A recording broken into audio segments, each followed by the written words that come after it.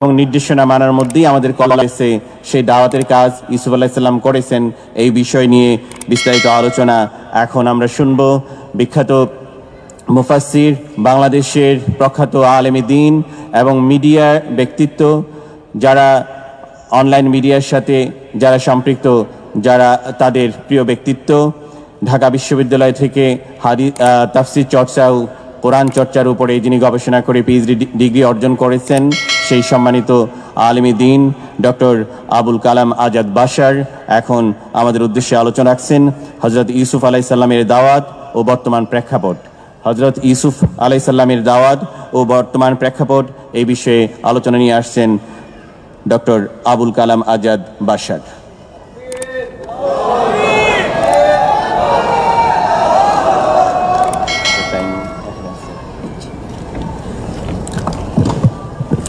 السلام عليكم ورحمة الله وبركاته. إن الحمد لله والصلاة والسلام على رسول الله وآله وأصحابه أجمعين. সম্মানীয় পরিচালক, উপস্থিত প্রাজ্ঞ আলোচকবৃন্দ, মোনার সম্মানীয় দায়িত্বশীল বৃন্দ, সম্মানীয় ডেলিগেট ভাই ও বোনেরা, আল্লাহ তাআলার প্রশংসা, রাসূলুল্লাহ সাল্লাল্লাহু আলাইহি ওয়াসাল্লামের প্রতি দরুদ ও সালাম, সাহাবায়ে কেরাম ও শুহাদায়ে জামির আলা ইল্লিয়িন আল্লাহ তাআলার কাছে কামনার পর আমি মূল প্রতিপাদ্যের দিকে এগিয়ে যাচ্ছি। ইউসুফ আলাইহিস সালামের দাওয়াহ এবং আমাদের করণীয়, এই প্রতিপাদ্যের উপরেই আমার আলোচনা সীমাবদ্ধ থাকবে ইনশাআল্লাহ। ইউসুফ আলাইহিস সালাম হচ্ছেন এমন এক চরিত্রের নাম, আল্লাহ তাআলা যাকে কোপ থেকে তুলে নিয়ে প্রেসিডেন্ট বানিয়ে দিয়েছেন। আল্লাহ তাআলা তার ক্ষমতার বিশাল দিগন্ত ইউসুফ আলাইহিস সালামকে দিয়ে উন্মোচিত করে দেখিয়েছেন। তিনি চাইলে একজন পথের মানুষকেও পৃথিবীর সর্বোচ্চ ক্ষমতা সম্পন্ন জায়গায় বসিয়ে দিতে পারেন।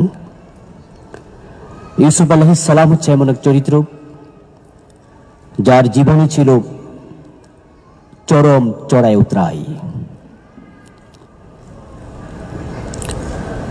ইনশাআল্লাহ আজকে আমরা সে বিষয়ে কথা বলবো, কারণ এখানে আমরা যারা উপস্থিত রয়েছি অধিকাংশই আমরা বাংলাদেশি। তো বাংলাদেশে দাওয়ার কাজ করতে গিয়ে আমরা অনেকটা ইউসুফ আলাইহিস সালামের পরিস্থিতির শিকার হয়ে গিয়েছি। আমরা ইউসুফ আলাইহিস সালামের জীবনের শেষ দিককে সামনে এনেই আশান্বিত হতে চাই। আল্লাহ যখন চাইবেন আমাদেরকে তিনি ইউসুফের জায়গায় নিয়ে যাবেন ইনশাআল্লাহ। ইউসুফ আলাইহিস সালামের জীবনী নিয়ে আলোচনা করার আগে, দাওয়াতের কর্মকৌশল আলোচনা করার আগে আমি দাওয়া নিয়ে কিছু কথা বলতে চাই। দিনের দাওয়াত দিতে পারা এটা সৌভাগ্যবান ব্যক্তির নমুনা, এটা আল্লাহর অশেষ করুণা। এই দাওয়াতের সাথে নিজকে সম্পৃক্ত করতে পারা এটা অনেক বড় সৌভাগ্যের ব্যাপার।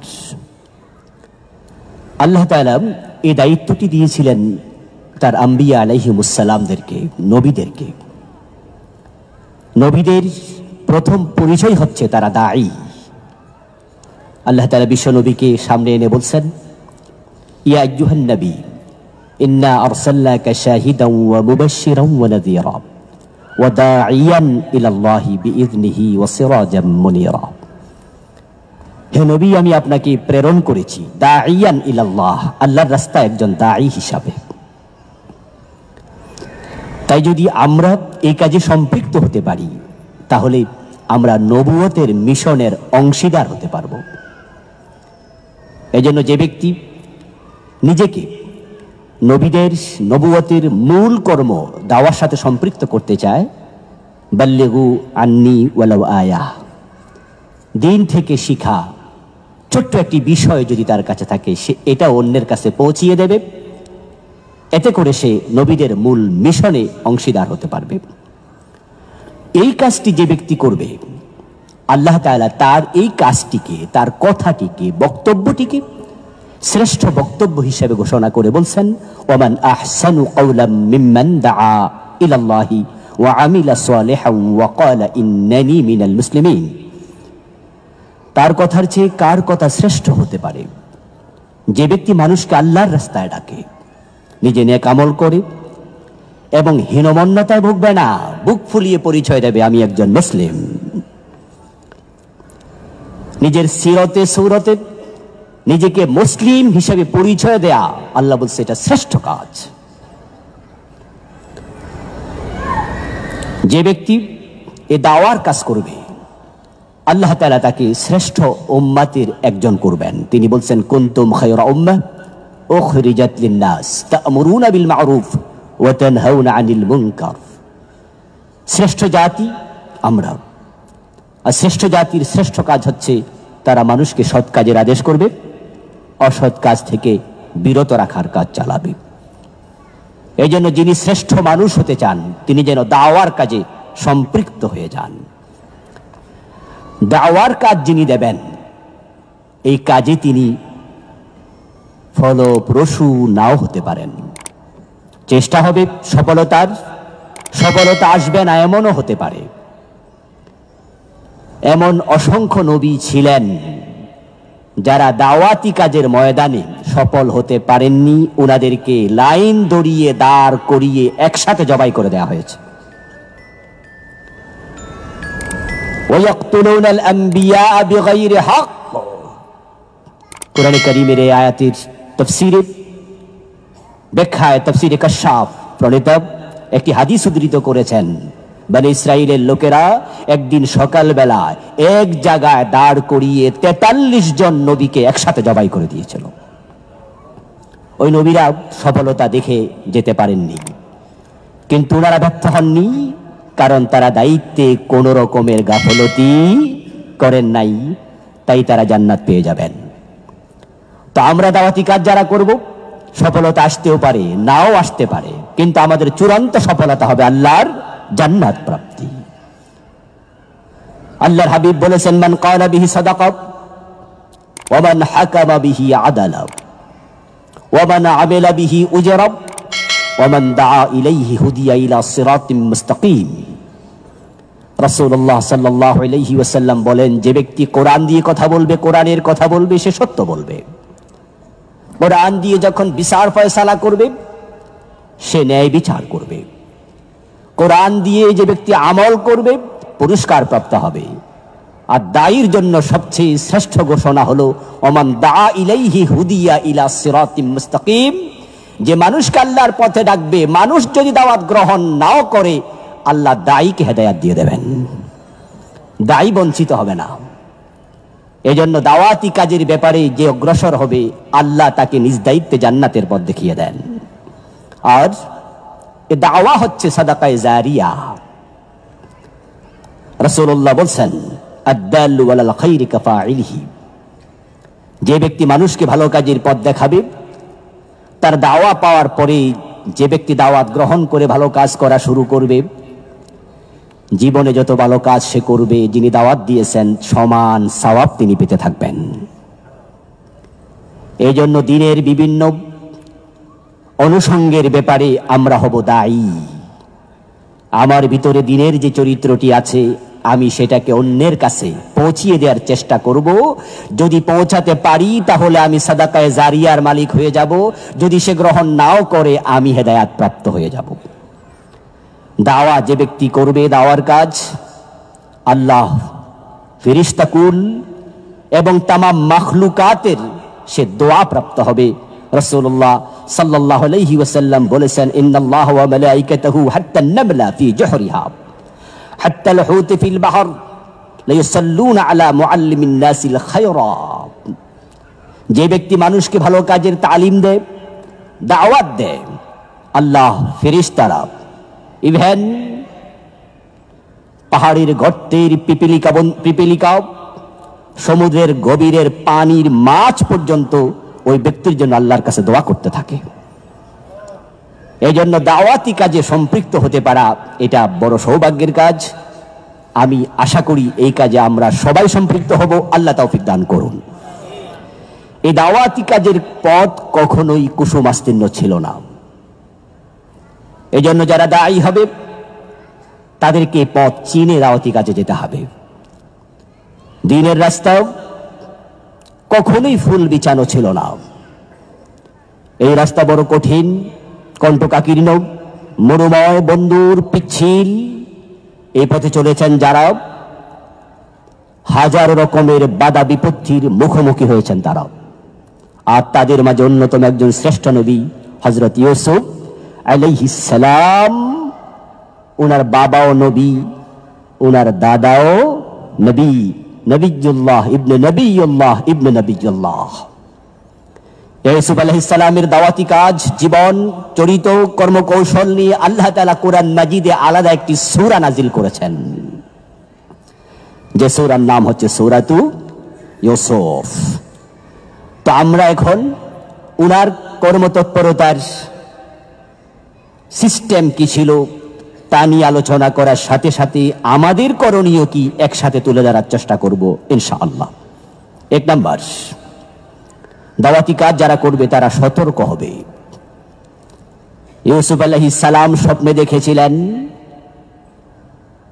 সূর্য এবং চন্দ্র এবং 11টি তারকা ওনাকে সেজদা করছে। ঘুম থেকে উঠে বাবাকে জানালেন, ইন্নী রাআইতু আহাদা আশারা কাওকাবা ওয়াশ-শামসা ওয়াল কামারা রাআইতুহুম লি সাজিদিন।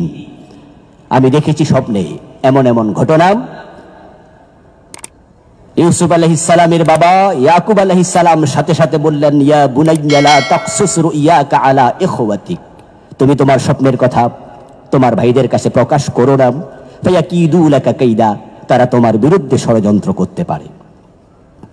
এতে বোঝা যায় দাওয়াতি কাজ যারা করবে তারা চোখ কান খোলা রাখবে, পরিস্থিতি অবজার্ভ করে তারপরে সিদ্ধান্ত নিতে হবে। এবং ষড়যন্ত্র ছিল, ষড়যন্ত্র আছে, ষড়যন্ত্র থাকবে, এর ভিতরে দাওয়াতি কাজ চালিয়ে যেতে হবে। আমরা দেখেছি হযরত ইয়াকুব আলাইহিস সালামের আশঙ্কা বাস্তবেই প্রতিফলিত হয়েছিল। ভাইয়েরা শত্রুতা শুরু করেছে। ইউসুফ আলাইহিস সালাম ভাইদের ষড়যন্ত্রে পড়লেন। শুধু নবী ইউসুফ নয়, বিশ্বনবী মুহাম্মদুর রাসূলুল্লাহ সাল্লাল্লাহু আলাইহি ওয়াসাল্লাম যখন দ্বীনের দাওয়াত দেয়া শুরু করলেন, সর্বপ্রথম ওনাকে পাথর মেরেছিল উনার আপন চাচা। এতে বোঝা যায় দ্বীনের দাওয়াত যারা দিতে যাবেন আপনজনদের শত্রুতার মুখোমুখি হওয়া লাগতে পারে, এবং এটাকে সুন্নাহ হিসাবে গ্রহণ করে যে ব্যক্তি সামনে আগাবে বাধা বিপত্তি তাকে থামাতে পারবে না।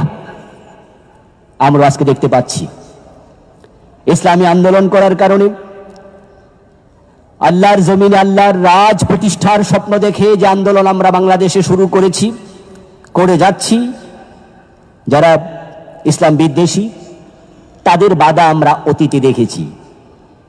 কিন্তু ইদানিং আমরা আলেম ওলামাদেরকেও ইসলামী আন্দোলনের বাধায় দেখতে পাচ্ছি। ইকামতে দিন বলতে কিছু নেই, রাষ্ট্রে ইসলাম কায়েম করা দরকার নেই, সমাজে ইসলাম লাগবে কেন, শুধু নামাজ পড়লে দিন কায়েম হয়ে যাবে। মানুষ আল্লাহর খলিফা এটা বলা যাবে না, এগুলো শিরিক ইত্যাদি ইত্যাদি বিভিন্ন রকমের নতুন নতুন কথা বলে আলেম ওলামাদের ভিতর থেকে বিরোধিতা আসছে। আমরা মনে করি আমাদের ভাইয়েরা বিরোধিতা করবে, এটা ইউসুফ নবীর জীবনে যেমন ছিল আমাদের জীবনও এটা থাকবে, কিন্তু দাওয়াতি কাজ বন্ধ করা যাবে না। কঠিন পরীক্ষার মুখোমুখি হওয়া, যেটা ইউসুফ আলাইহিস সালামের জীবনে আমরা দেখেছি যে ওনাকে কোফে ফেলে দেওয়া হয়েছে, গোলাম হিসাবে ওনাকে বাজারে বিক্রি করে দেওয়া হয়েছে। ইউসুফ আলাইহিস সালামের বাবা ইয়াকুব আলাইহিস সালামের চরম পরিস্থিতিতেও তিনি ধৈর্য ধারণ করেছেন, অবিচল ছিলেন আল্লাহর পথে।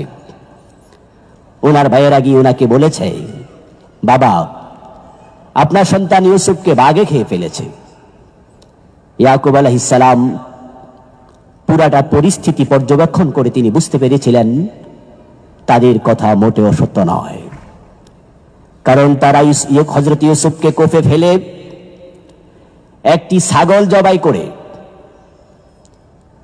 তার রক্ত উনার গায়ের জামার মাঝে মেখে তারপরে হযরত ইয়াকুব আলাইহিস সালামের সম্মুখে উপস্থাপন করে বলেছিল, বাঘে খেয়েছে রক্ত তার প্রমাণ।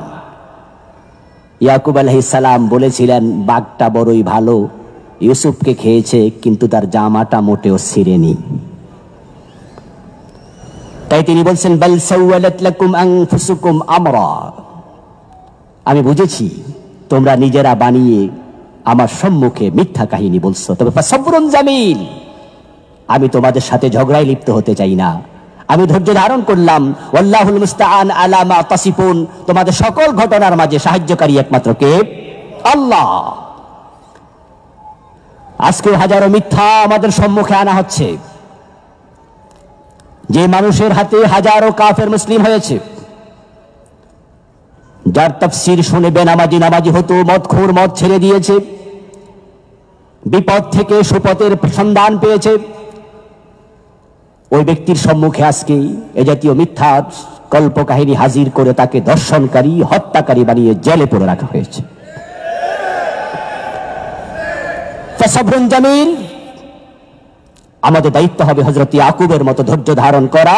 ইন্নাল্লাহা মা'আস সাবিরিন, আল্লাহ বলছেন তোমরা ধৈর্য ধারণ করলে আমি আল্লাহ তোমাদের সঙ্গী হয়ে যাব। ওমান ইয়াতাওয়াক্কাল আলাল্লাহ ফাহুয়া হাসবুহ, আর আল্লাহর উপর ভরসা করে যারা ধৈর্য ধারণ করবে, আল্লাহ বলেন আমি আল্লাহ তাদের জন্য যথেষ্ট হয়ে যাব। দাওয়াতি কাজ করতে গেলে আসবে প্ররোচনা, লোভ, বিভিন্ন রকমের লোভ সামনে আসবে। এই কাজ আপনি যদি না করেন আপনার ছেলেকে চাকরি দিয়ে দেব, এই কাজ যদি আপনারা বন্ধ রাখেন তাহলে আপনাদের আর জেলে পোড়াবো না, আপাতত একটু চুপ থাকেন তো ভাই, তাহলে ইমামতিটা টিকবে। এই লোভ, এই জাতীয় প্ররোচনা হযরত ইউসুফের জীবনে এসেছিল, সেটা এসেছিল একজন নারীর যৌবনের সৌন্দর্যকে দিয়ে। জুলাইখা ইউসুফ আলাইহিস সালামকে নিজের শোয়ার ঘরে ডেকে নিয়ে গেলেন। ওয়াগাল্লাকাতিল আবওয়াবা ফাকালাত হাইতা লাক, আল্লাহ তাআলা বলছেন তারপরে ঘরের দরজা বন্ধ করে দিলেন, নিজের গায়ের কাপড় খুলতে শুরু করলেন, আহ্বান করলেন, হাইতা লাক, আমার কাছে আসো, আমি তোমার। একজন যুবকের কাছে সুন্দরী নারীর যৌবনের প্রস্তাব, একজন দুনিয়াদার মানুষের কাছে হাজার কোটি টাকার প্রস্তাব প্রত্যাখ্যান করা সহজ নয়। কিন্তু দায়ী কখনো এই জাতীয় লোভের কাছে পরাভূত হয় না, মাথা উঁচু করে বলে জীবন যাবে, মাথা নত করানো যাবে না। ইউসুফ আলাইহিস সালাম ঠিক তাই করলেন। তিনি বললেন, মাআদাল্লাহ, তোমার এই জাতীয় কুরুচিপূর্ণ প্রস্তাব থেকে আমি সাহায্য চাই, আশ্রয় চাই। কার কাছে? আল্লাহর কাছে। তো ঠিক আমাদের কাছে যেমন এই জাতীয় প্রস্তাব আসবে, দুনিয়ার প্রস্তাব, নারীর প্রস্তাব, গাড়ির প্রস্তাব, অর্থের প্রস্তাব, ইউসুফ নবীর মতো আমাদেরকে সাহায্য চাইতে হবে কার কাছে?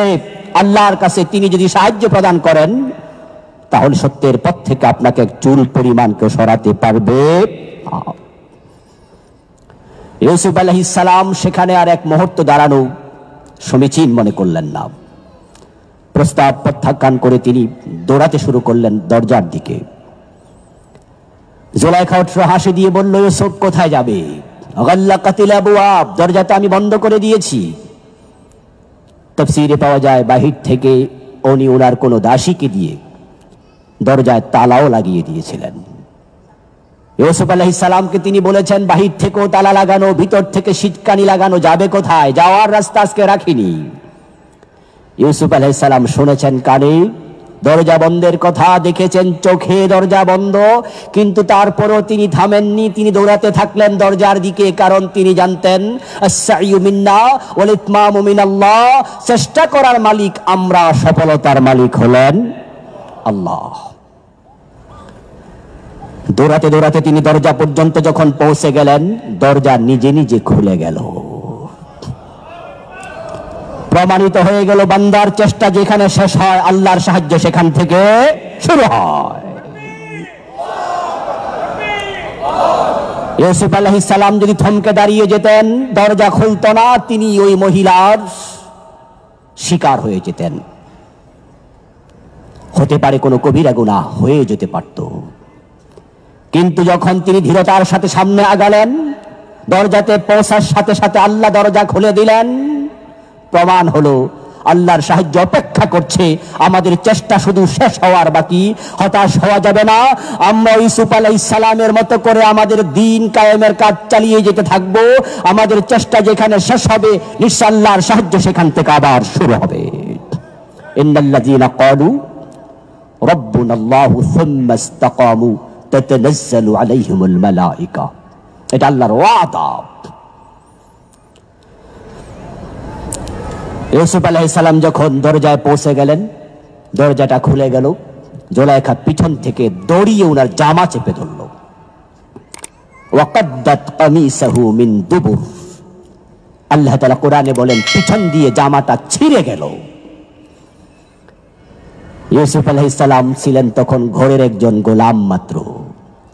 ওনার গায়ের জামাটা বাজার থেকে লক্ষ টাকা দিয়ে নিশ্চয়ই কেনা হয়নি। গোলাম মানুষ তো পিছন দিয়ে একটা জামা ছিঁড়ে যাবে, ওই জামার কথা আল্লাহ কোরআনের মতো পবিত্র কিতাবে আলোচনা করবেন কেন? জামার মূল্যায়নের কারণে নয়, জামার মূল্যমানের কারণে নয়, জামার দাম কত সে কারণে নয়। আল্লাহ আলোচনা করে আমাদের ধিক্কা দিলেন, ইউসুফের জামা ছিঁড়ে গেছে, থামেনি। তোমাদেরও প্রয়োজনে কেউ পিছন থেকে টেনে ধরবে, জামা ছিঁড়ে যাবে, তোমরাও থামতে পারবে না।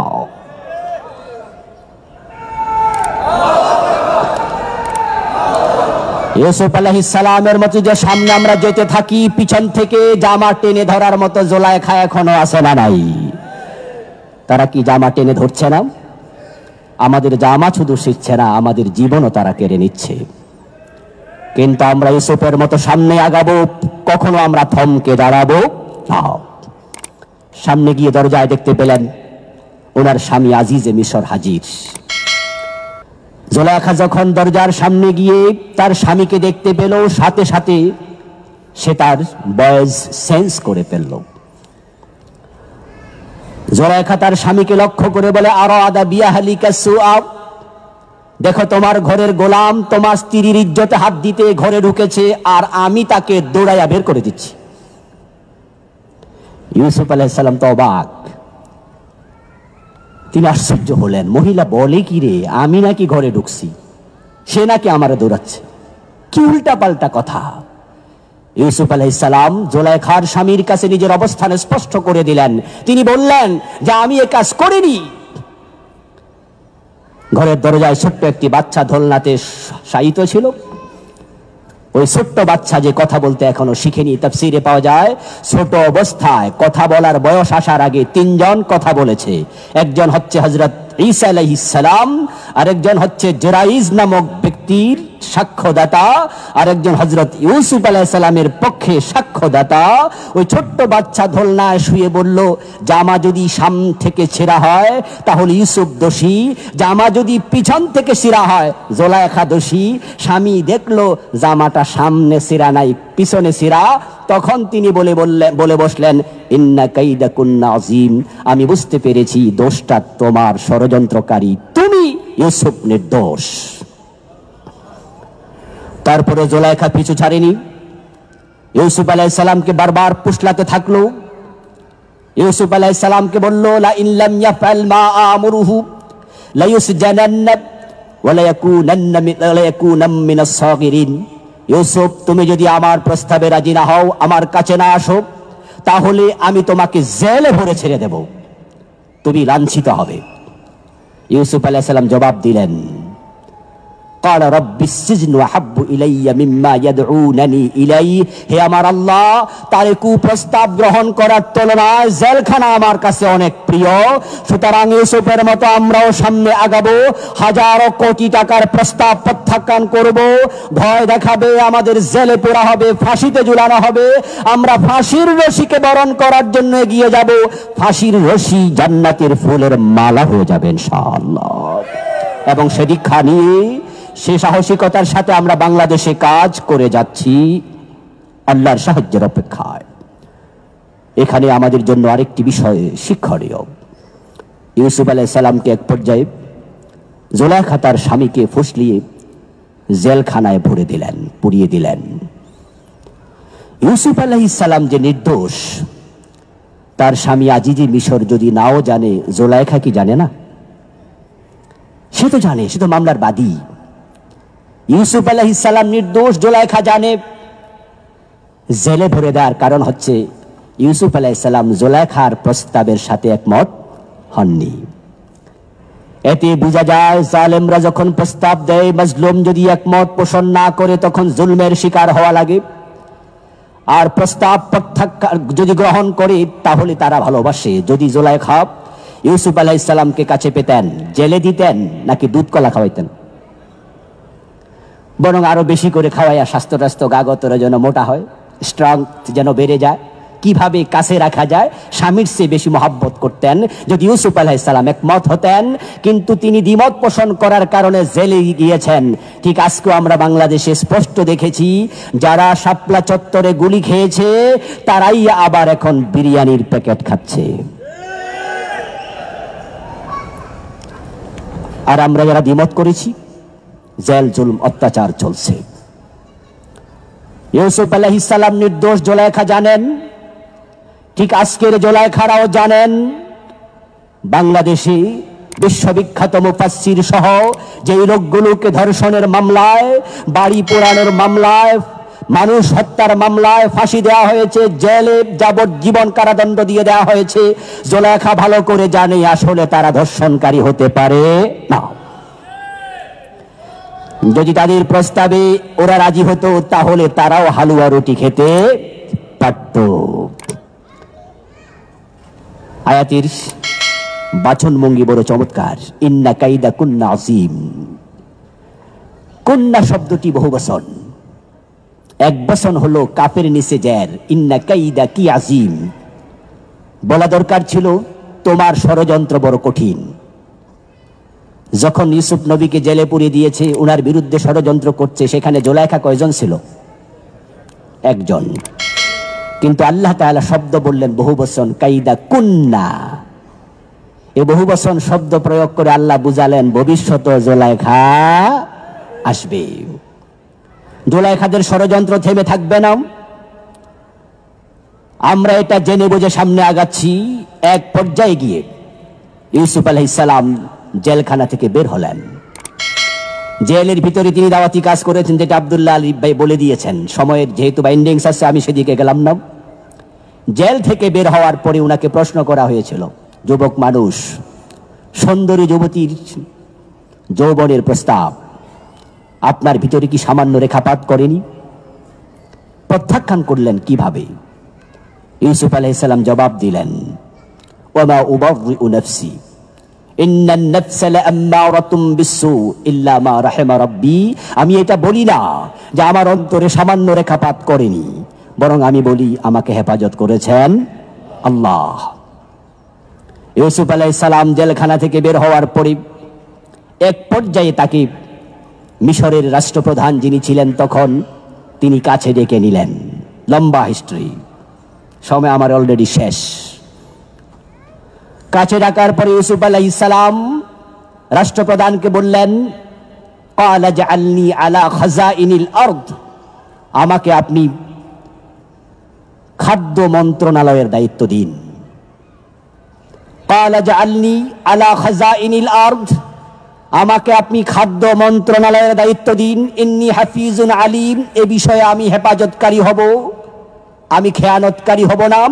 এবং কিভাবে খাদ্যের বন্টন করা লাগে আমি সে বিষয়ে জানি। আমাকে খাদ্য মন্ত্রীর দায়িত্ব দিন। কোরআনে আল্লাহ বলে ইউসুফ নবী মন্ত্রণালয়ে চেয়েছে, দায়িত্ব চেয়েছে। আর আমাদের কিছু ভাইয়েরা বলে নির্বাচন করা জায়েজ নাই, রাষ্ট্র ক্ষমতা চাওয়া জায়েজ নাই। অথচ বিশ্বনবী হিজরতের পথে দোয়া করেছেন, ওয়াজআলনি মিন লাদুনকা সুলতানান নাসীরা। আল্লাহ আমাকে রাষ্ট্র সাহায্যকারী রাষ্ট্র দিন। বিশ্বনবী ক্ষমতা আল্লাহর কাছে দোয়া করে চাচ্ছেন, ইউসুফ নবী দোয়া করছেন, চাচ্ছেন যে আমাকে আপনি খাদ্য মন্ত্রণালয়ের দায়িত্ব দিন। এতে বোঝা যায় আল্লাহর দ্বীন কায়েমের প্রয়োজনে রাষ্ট্র ক্ষমতা চাওয়া জায়েজ নয়। শুধু এই দোয়াটা কোরআনে আল্লাহ আয়াত হিসাবে নাজিল করে বুঝাচ্ছেন, এই দোয়া যেন আমরাও করতে থাকি। এক পর্যায়ে আল্লাহ বলছেন ওয়া কাযালিকা মাক্কান্না লিইউসুফা ফিল আরদ, আমি ইউসুফকে ওই কূপ থেকে তুলে এনে জেলখানার ভিতর থেকে বের করে ডাইরেক্ট সিংহাসনে বসিয়ে দিয়েছি। সুবহানাল্লাহ। সে আল্লাহ এখনো আছে না নাই? হিকমতের সাথে, প্রজ্ঞার সাথে, দৃঢ়তার সাথে মাথা উঁচু করে দাওয়াতি কাজ যদি আমরা করতে পারি, তাহলে রাষ্ট্র ক্ষমতা দেওয়ার ক্ষমতা আল্লাহর এখনো আছে।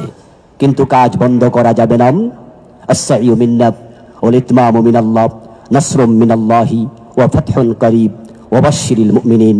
ওয়াসসালামু আলাইকুম ওয়া রাহমাতুল্লাহি ওয়া বারাকাতুহু।